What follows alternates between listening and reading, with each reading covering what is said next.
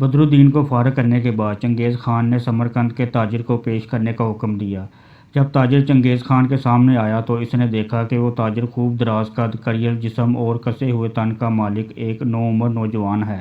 چنگیز خان کچھ دیر تک گہری نگاہوں سے اس کا جائزہ لیتا رہا۔ اس کی پیشانی اور اس کا چہرہ بتا رہا تھا کہ وہ کسی بہت بڑے مقصد کے لیے پیدا کیا گیا ہے۔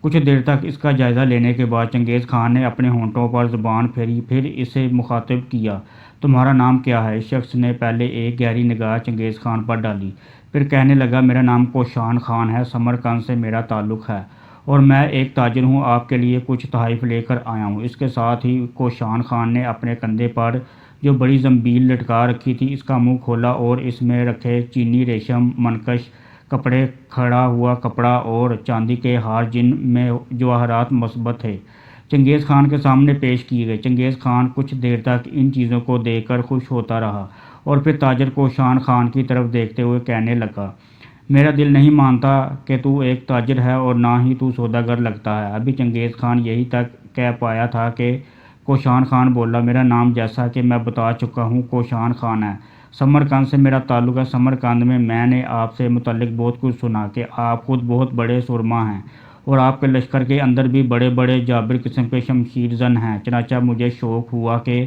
آپ کی سرزمینوں میں داخل ہو کر دیکھوں کہ آپ لوگوں کا تمدن، آپ لوگوں کا رہن سہن کیسا ہے، اور یہ کہ آپ کے ہاں کسی اور قسم درجہ کے اچھے اور عمدہ تیغ زن ہیں۔ یہاں تک کہ کہنے کے بعد کوشان خان رکا اور پھر کہنے لگا، لیکن یہاں آ کر مجھے مایوسی ہوئی، مجھے آپ کے اس شہر میں کوئی ایسا اچھا تیغ زن دکھائی نہیں دیا کہ جس سے میں متاثر ہو سکوں۔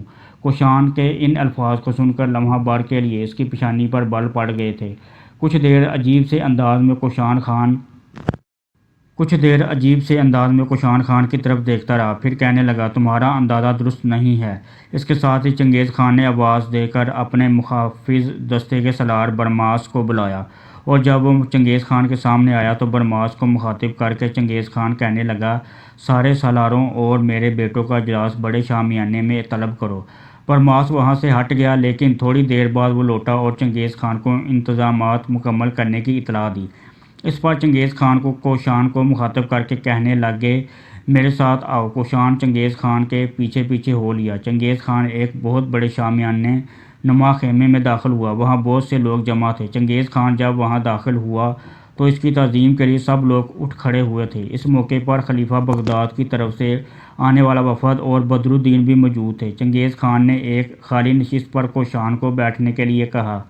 اس کے بعد پہلے وہاں جمع ہونے والے سارے افراد کی طرف چنگیز خان نے غور سے دیکھا، پھر کہنے لگا، یہ جو لوگ میرے قریب بیٹھے ہیں ان میں میرا سب سے بڑا بیٹا چوچی خان ہے، اس کے بعد دوسرا بیٹا چغتائی خان، اس کے بعد میرا تیسرا بیٹا اوغدائی خان، اس کے بعد میرا چوتھا بیٹا طولائی خان ہے، اور اس سے آگے جو سالار بیٹھے ہوئے ہیں ان میں سے ایک کا نام تفجار ہے، یہ میرا داماد بھی ہے۔ پھر آگے کشتمور اور کشمور کے بعد جائسی ہے، جائسی کے بعد پیلگوش کے بعد کراچا ہے اور کراچا کے بعد برماس ہے، اور یہ میرا بہترین سالار ہونے کے ساتھ ساتھ میرے محافظ دستوں کا سالار بھی ہے۔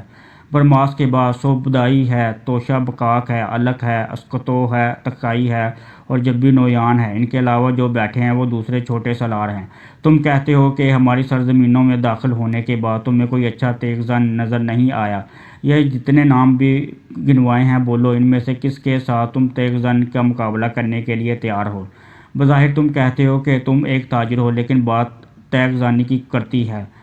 تمہاری گفتگو سے بھی میں یہ اندازہ لگا سکتا ہوں اور تمہارے جسم کی حرکات و سکنات بھی بتاتی ہیں کہ تم تاجر اور سوداگر کم اور ایک تیغ زن زیادہ ہو۔ اس موقع پر کوشان خان نے ایک گہری نگاہ چنگیز خان پر ڈالی، پھر کہنے لگا، خان اعظم، آپ کے جس قدر سالار یہاں بیٹھے ہیں ان میں سے جو چاہے میرے ساتھ تیغ زنی میں طب آزمائی کر لے۔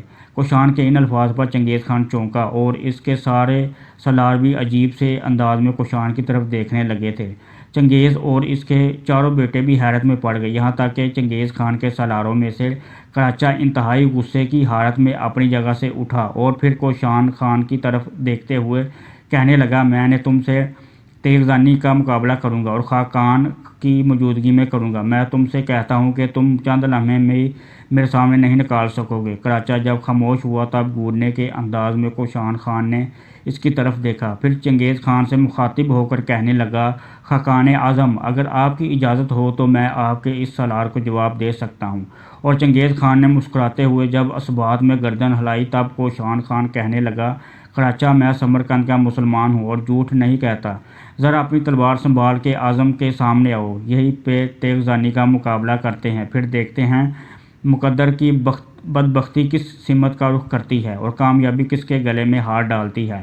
کوشان کے ان الفاظ سے چنگیز خان کا سالار قراچہ غضبناک ہو گیا، لہٰذا ایک جھٹکے کے ساتھ اس نے اپنی تلوار بے نیام کی اور آگے بڑھا۔ اس موقع پر کوشان خان نے بھی اپنی تلوار ایک جھٹکے کے ساتھ بے نیام کی تھی اور پھر جب اس نے اپنی تلوار اپنے سامنے لہرائی تو سب دنگ رہ گئے۔ وہ ایک چوڑے پھل کی پرچھا نما بھاری وزنی تلوار تھی اور جب اسے کوشان خان نے اپنے سامنے لہرایا تو اس کی چمک دیکھنے والے کی آنکھوں کی خیرہ کر گئی۔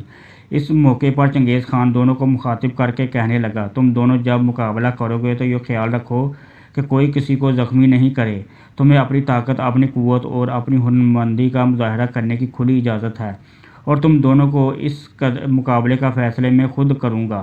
جب میں فضا کے اندر اپنا ہاتھ لہراؤں تو تم دونوں مقابلے کی ابتدا کر دینا۔ اس پر قراچہ اور کوشان خان دونوں مستعد ہو گئے تھے اور تھوڑی دیر بعد جب چنگیز خان نے اپنا ہاتھ فضا میں بلند کیا تو اس کا سالار قراچہ ایک دم حرکت میں آیا اور وہ کوشان خان پر حملہ آور ہو گیا تھا۔ دوسری طرف کوشان خان نے بھی عجیب سے رد عمل کا اظہار کیا، وہ حملہ کرنے کے بجائے سکون ہو کر قراچہ کے حملوں کو روکنے لگا تھا۔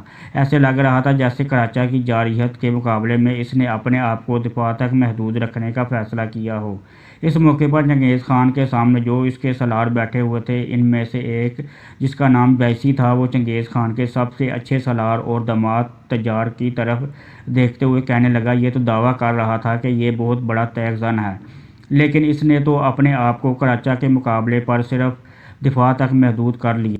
اس پر تفجار جو بڑے غور سے کوشان خان کی حرکت و سکنات کا جائزہ لے رہا تھا، وہ اپنے ساتھی سالار جائسی کو مخاطب کر کے کہنے لگا، جائسی، میری ایک بات یاد رکھنا، یہ سمرقند کا سوداگر اگر کوئی عام تیغ زن نہیں ہے، اس کی حرکات و سکنات سے میں یہ اندازہ لگا رہا ہوں کہ یہ کوئی بہت بڑی چیز ہے۔ میرے خیال میں اس نے جان بوجھ کر اپنے آپ کو دفاع تک محدود رکھا ہے اور اسی دفاع میں یہ قراچے کو تھکا مارے گا۔ اس کے بعد جب یہ جارحیت پر اترے گا تو قراچہ اس کے مقابلے پر ہانپنے لگے گا۔ یہاں تک کہ کہنے کے بعد تفجار مزید کچھ کہنا چاہتا تھا کہ اسے خاموش ہونا پڑا، اس لیے کہ اسی وقت کوشان خان نے 3 بار اللہ اکبر کی تکبیریں بلند کی اور اس کے بعد اس نے جارحیت اختیار کی۔ قراچہ پر حملہ آور ہو گیا۔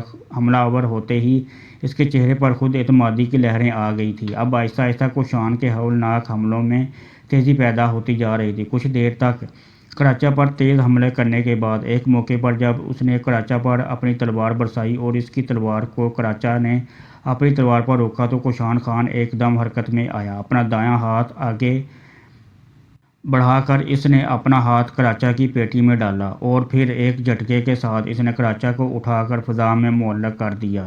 کچھ دیر تک اسے اس حالت میں رکھا اور اس کے بعد اس نے اسے آگے بڑھ کر بڑے آرام اور نرمی سے چنگیز کے سامنے ڈال دیا۔ اس کے بعد وہ پیچھے ہٹ کر کسی غیر قانونی شاہکار کی طرف کھڑا ہو گیا۔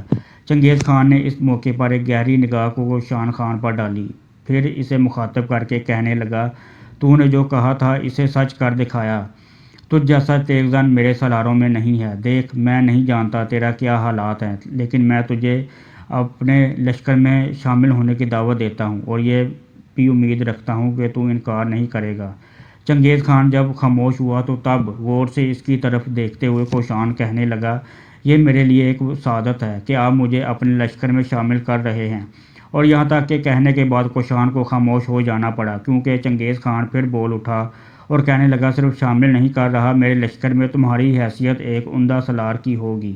جواب میں کوشان پھر بولا اور کہنے لگا، خان اعظم، میں پہلے ہی آپ کو بتا چکا ہوں کہ میرا تعلق سمرقند سے ہے۔ میں اپنے گھر والوں کو یہ بتا کر نہیں آیا تھا کہ میں خان اعظم کے لشکر میں شامل ہو جاؤں گا۔ میں نے آپ اور آپ کی سرزمین کے متعلق بہت سی باتیں اور کہانیاں سنی ہیں اور وہی کہانیاں اور ان کی کشش مجھے ان علاقوں کی طرف کھینچ لائی۔ پھر آپ سے گزارش ہے کہ ایک بار مجھے اپنے گھر سمرقند جانے دیں۔ میں اپنے گھر والوں کو بتا کر اور اپنے گھر کے سارے انتظامات درست کر کے آپ کے لشکر میں شامل ہو جاؤں گا اور ساتھ ہی میں آپ کو بھی یہ بھی یقین دلاتا ہوں کہ اگر آپ ان دنوں کسی مہم پر نکلیں گے تو جو امیدیں آپ مجھ سے وابستہ رکھیں گے میں انہیں بھی آپ کی خواہش کے مطابق پورا کروں گا۔ کوشان خان کے ان الفاظ پر چنگیز خان کے چہرے پر مسکراہٹ نمودار ہوئی۔ پھر اس نے اپنے چھوٹے بیٹے تولائی خان کو بلایا اور اس کے کان میں کچھ کہا، جس پر تولائی خان وہاں سے ہٹ گیا اور تھوڑی دیر بعد جب وہ لوٹا تو ایک تھیلی نقدی کی لا کر اپنے باپ کو تھما دی۔ چنگیز خان نے وہ نقدی کی تھیلی کوشان کو دی اور کہنے لگا، یہ اپنے پاس رکھو، چند دن ہمارے ہاں قیام کرو اور جب ہمارے پاس آنے والے بغداد کے قاصد اور طبرستان کا بدر الدین یہاں سے کوچ کرے تو تم بھی ان کے ساتھ کوچ کر جانا۔